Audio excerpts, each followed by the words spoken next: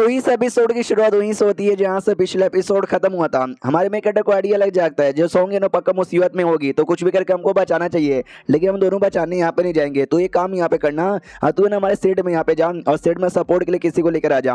Miss song जैसी बंदी मुसीबत में, यानी जो बंदा होगा ना वो मिनिमम गोल्डन कोड लेवल पे हो सकता है, तो सपोर्ट लाने जा जब तक मैं यहाँ पे रोकता हूँ। जो सुनते ही लीन भाई कहता है कि एक सेकंड है, तूने बोला जो दुश्मन बहुत ज्यादा स्ट्रॉन्ग यहाँ पर है, हाँ तो भाई तू कैसे फाइट वाइट करेगा। हमारा मेन कैरेक्टर कहता है अभी कंफर्म करने जाना है दुश्मन कौन है, सॉन्ग को पकड़ा या फिर नहीं पकड़ा, पकड़ा तो क्यों पकड़ा है, कहाँ पे पकड़ा है। बाई चांस दुश्मन के साथ मुलाकात हो गई, मैं लड़ाई नहीं करूंगा, मैं मामला डिले करूंगा। तो इतने में सेट में जाने का और सेट में जो मेरी मास्टर है ना, मेरी मास्टर को लेके आ जाने का, वो आके सही टाइम पे बचा लेगी, दुश्मन वगैरह को भी मार यहाँ पे डालेगी। तो मैंने ये कहने का मतलब यहाँ पे था, समझ गया। जो सुंदो भी कहता समझ गया, लेकिन एक सेकंड हम उल्टा भी तो कर सकते हैं। मैं सॉन्ग को ढूंढने के लिए मैं जाता हूँ तो जाके अपनी मास्टर को बुला के लेकर आ जा। जो सुंदर हमारे में कहते कि ना मास्टर को ढूंढने का जो काम है ना वो आसान है, वो कमजोर बंदा भी कर सकता है, लेकिन मिस सॉन्ग को ढूंढने का काम है ना वो बहुत ज्यादा मुश्किल है, जो कि स्ट्रॉन्ग बंदा कर सकता है और मैं तेज से ज्यादा स्ट्रॉन्ग हूँ। जो सुंदर लीन भाई कहता है झूठ मत बोल, हम दोनों बराबर लेवल के, हम दोनों स्पिरिचुअल इंटेंट के लो लेवल के। हमारा मैं कहता है अपना पावर यहाँ पे दिखाता है जो कि स्पिरिचुअल इंटेंट के मीडियम लेवल का था। जो देखते लीन भाई चौक जाता तो कहता रे बाप रे, जो हम पहली बार मिले थे बराबर पे थे, लो पर, और तू इतना जल्दी मीडियम पे चल गया और मेरा कोई भरोसा नहीं है मैं मीडियम पे कभी जा पाऊंगा या फिर नहीं जा पाऊंगा, तू इतना जल्दी कैसे चल गया। उसके दिमाग में डाउट भी आता है कि भाई मैंने इसको देखा भाई लिटरली तो कभी प्रैक्टिस भी नहीं करता। तो हमारे में कहता है जो डॉल यहाँ पे मिली थी, जो पपेट मिला था, भाई पपेट कल्टीवेशन करता है और ऑटोमेटिक उसका फायदा इसको मिलता है। तो ऑफकोर्स भाई पपेट के बारे में मैं बता तो नहीं ना सकता, लेकिन यार इसलिए जो कहता है कि मैं प्रैक्टिस करता हूँ, तो जाता या फिर नहीं जाता।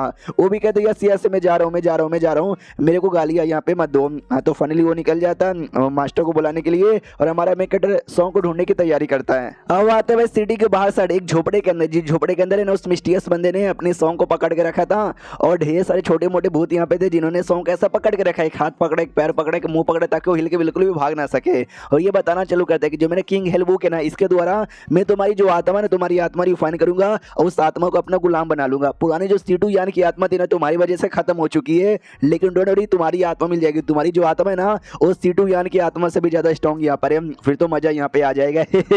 छोटा सा नुकसान हो गया लेकिन बड़ा सा फायदा होगा। वो भी मनी मन सोचती मुझे पता था ये किंग हेल सेट का मेंबर है और ये किंग हेल सेट का ना किंग हेल या बुक यहाँ पर है, जो बुक है ना किसी के भी आत्मा को रिफाइन करके उसको बुक के अंदर यहाँ पे कैद कर देता है। कैद मतलब समझो भाई बुक के अंदर ना नाम आ जाता है और मैं लिटरली बुक से कभी आजाद नहीं हो पाऊंगी और इसकी गुलाम बन के यहाँ पे रह जाऊंगी और नहीं पुनर्जन्म यहाँ पे ले पाऊंगी। नहीं यार ऐसा मत करो।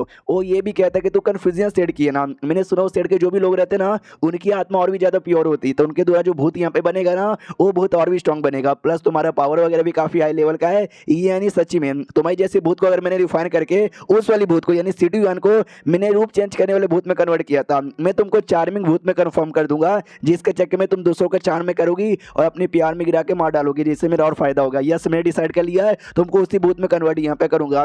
तो पूरा प्रोसेस यहाँ पे करने लग जाता है। वो भी कहती कि नहीं ऐसा मत करो। मनी मन सोचती मैंने लीन भाई का नाम लिखकर मैसेज यहाँ पे भेज दिया था, आई डोंट नो लीन भाई और चूल यानी कि वो पहुंचा होगा या नहीं हुआ रहेगा, वो मुझे बचाने आएंगे या नहीं आएंगे। अब आते हैं हमारे में कैरेक्टर की ओर जो कि ऑफकोर्स बचाना चाहता है, लेकिन लोकेशन कैसे पता चलेगा। तो जो पेज यहाँ पे था ना उस पेज पे लीन भाई का नाम मिटाकर ये सॉन्ग का नाम यहाँ पे लिखता है और एक्टिवेट करता है, लेकिन पेज तो एक्टिवेट होता ही नहीं है। तो ये भी देखता है शीट यार खाली सॉन्ग करने पे एक्टिवेट होगा क्या, मेरे के करने पे नहीं होगा क्या। मुझे याद आया जब सॉन्ग ने एक्टिवेट किया था वो मनी मन वो फिगर इमेजिन करती है, तो ये भी है ना सॉन्ग का फिगर इमेजिन करता है। हाँ तो पेपर एक्टिवेट हो जाता है और पेपर लोकेशन बताता है, तो हमारे मेकट भी पेपर के पीछे करते करते पहुंच जाता है। हाँ तो वही जो झोपड़ा है ना झोपड़े के बाहर यहाँ पे आ जाता है और जैसे बाहर आता है अंदर से काफी अजीब फीलिंग आती है। तो अपना जो डिवाइन सेंस है ना डिवाइन सेंस द्वारा चेक करता है तो दिख जाता है कि मैडम सॉन्ग अंदर बंदे मिस्टियस आदमी कुछ तो यहाँ पे कर रहा है और मिस्टियस आदमी को हमारे मेकट के बारे में भी आइडिया लग जाता है, इसलिए घर छोड़कर हमारे मेकट के पीछे पड़ने को तैयार था। हमारा मेकट भी देखता है शीट यारो तो मेरे पीछे यहाँ पे आ रहा है, अपनी जान बचाओ और भागो यहाँ से,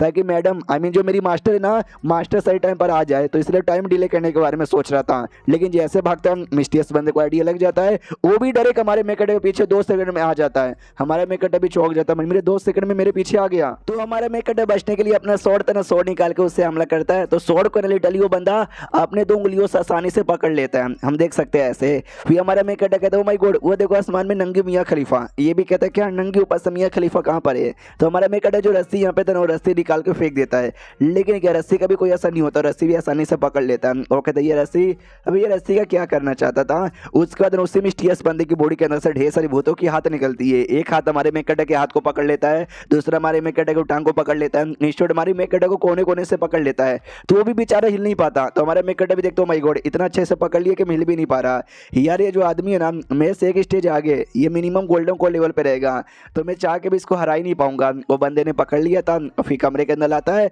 और जमीन पे पाड़ देता है, कहता है ये देखो ये लड़का तुमको बचाने आया, लेकिन मैंने इसको भी यहाँ पे पकड़ लिया, एक पे एक फ्री का ऑफर मिली है। तो सॉन्ग को भी बुरा लगता है कि अरे यार मैंने तुमको मैसेज भेजा बचाने के लिए, लेकिन एट एंड तुम ही फंस गए, यानी मेरे चक्कर में तुम भी मुसीबत में आ गए, सॉरी। वो जो बंदा है ना वो भी कहता है सॉरी काहे को बोल रहे हो भाई, तुम दोनों को भी है ना साथ में मारूंगा, साथ में तुम्हारी आत्मा यहाँ पे रिफाइन करूंगा, तुम दोनों भूत बनोगे। हाँ तो भूत बनने के बाद ना साथ में यहाँ पे रह लेना। चलो अब रेडी यहाँ पे हो जाओ, लड़के तू वेट करे, तेरा दूसरा नंबर आएगा, पहले लड़की का नंबर यहाँ पर है। और उसके बाद उसका जो मंत्र यहाँ पे था ना मंत्र चालू कर देता है, लेकिन हमारा मेन कैरेक्टर बीच में चिल्लाता है कि ठरकी आदमी हे। तो ये भी देखता साले क्या बोला, हमारा मेन कैरेक्टर कहते यस मैंने तुझसे बोला ठरकी हरामी आदमी। तो ये बंदा भी देखते तुझे बाद में देखूंगा, पहले मुझे अपना मंत्र पूरा करने दे। फिर हमारा मेन कैरेक्टर कहते च्योमू कहीं का, उसको और गुस्सा आता है। हमारा मेन कैरेक्टर उसको और यहाँ पे छिड़ाता है कि च्योमू कहीं का गिरा हुआ ठरकी आदमी, पता है क्या तेरी अम्मी जान कल मेरे कमरे में आई थी और कहती वो कमोन बेबी फक मी, ऐसा तेरी अम्मी जानी यहाँ पे कह रही थी। क्या हुआ भाई सुनना, मैं कहा से ओ तेरी अम्मी जानी नहीं, अच्छा तू अनाथ यहाँ पर है, और ले बहुत ही ज्यादा बुरा यहाँ पे जान के तेरे बारे में नहीं लगा, मजा आया, मतलब ऐसे बहुत उसको चिढ़ा रहा था। लड़के को आ जाता गुस्सा कि इतना बदतमीज आदमी, चुप रह ले, कौन है भाई इतना बदतमीज, आज से पहले मैंने कोई लड़का यहाँ पे नहीं देखा, कौन से सेट से बिलोंग करता है। हमारा मैं कहता है शू माउंटेन सेट से बिलोंग करता हूँ, साले तू क्या कर लेगा।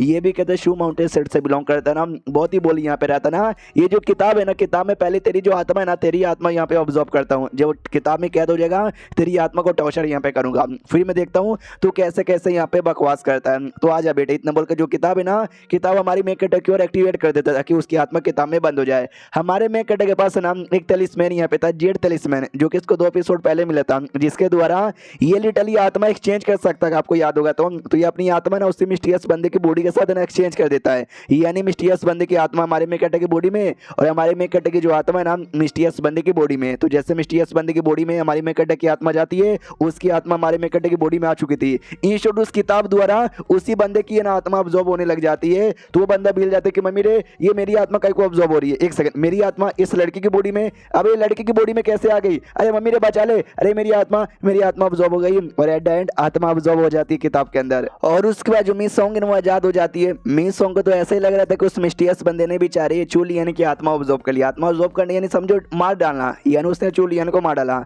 अरे यार सॉरी चूलियन, इसमें मेरी गलती है, मैंने तुमको बुलाया और जिसके चक्कर में तुम्हारी मौत हो गई। हमारे में कटर नोटिस करता है कि अच्छा देखा जाए तो उस मिस्टीरियस बंदे की मौत हो गई, इन शॉर्ट उसकी आत्मा अब्सॉर्ब हो गई और मैं अभी उसके बॉडी में हूँ। वो या दूसरे की बॉडी में आने के बाद ना बड़ा अजीब यहाँ पे लगता है, लेकिन अब शायद मुझे मेरी बॉडी में लौट जाना चाहिए, तो अपनी बॉडी में लौट आता है और जैसा लौटता देखता है एक सेकंड काफी गीला गीला यहाँ पे लग रहा है। तो जो सॉन्ग है ना वो रो रही थी कि भाई चूलियन में चक्कर में मौत हो गई, माफ कर दो, तो उसकी आंखों से आंसू आ रहे थे।